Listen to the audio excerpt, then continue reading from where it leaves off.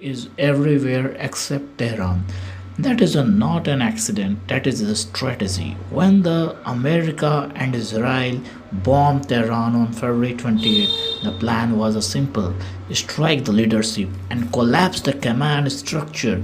The regime falls, the war ends. It did not end. Instead, something calculated happened. Iran moved the war.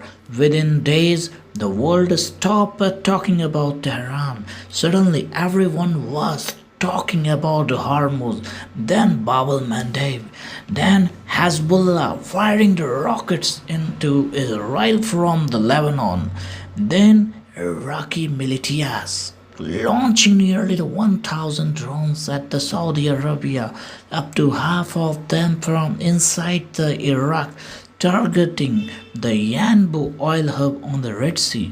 The UAE absorbed 2,819 incoming drones and missiles. Kuwait civilian airport was struck.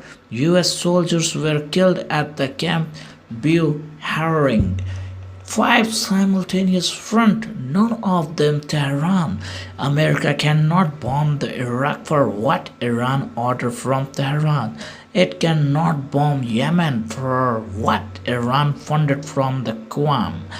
It cannot bomb Lebanon for what Iran built in the 1982.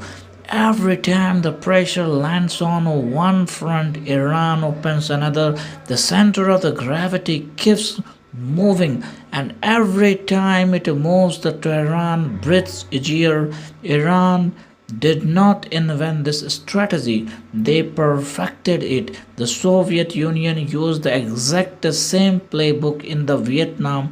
America was fighting not Vietnamese soldiers. Behind them, the USSR was supplying the weapons, advisors, and strategic direction without a single Soviet boot on the ground.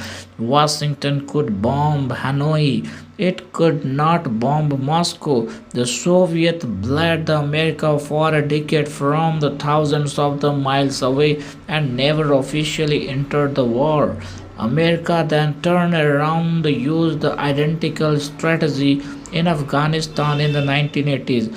The CIA funded and armed the Afghan Mujahideen through the Pakistan. Moscow was fighting Afghan guerrillas carrying American weapons. The war bled the Soviet economy for 10 years and contributed directly to the collapse of the USSR. The weapon that destroyed the superpower was not an American soldiers, it was the strategy of the forcing an enemy to fight everywhere except where you actually are. Iran studied both wars carefully. Here's what Iran built over the 40 years. In 1982, Iran sent 1,500 IRGC trainers into Lebanon. They built the Hezbollah and now the world's most heavily armed non-state military source. In Iraq after 2003, they cultivated the Kataib, Hezbollah and Asab al-Haq militias that answer to Tehran, not Baghdad. In Yemen, they armed the Houthis until they could fire ballistic missiles at Riyadh and close the Bab al Mandeb, not an army, a network distributed, deniable, dispersed across the six country. You can kill the supreme leader, they did. You can bomb Natanz, Fordo, Isfahan, they did. But you cannot bomb the Kataib Hezbollah out of Iraq without starting a new war in Iraq. You cannot destroy the Houthis without invading the Yemen. You cannot disarm Hezbollah without another Lebanon war. This is architecture Iran has spent for decades building specifically show no single strike on any single location could destroy it.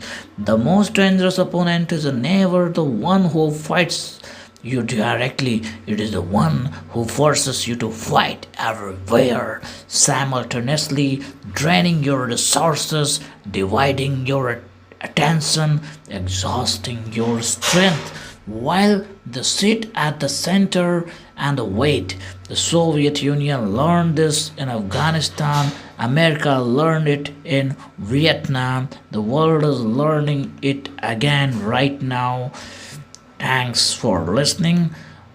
It is all assumptions and narrative stories and our implications, so never trust the sources, but yes, you can analyze the facts.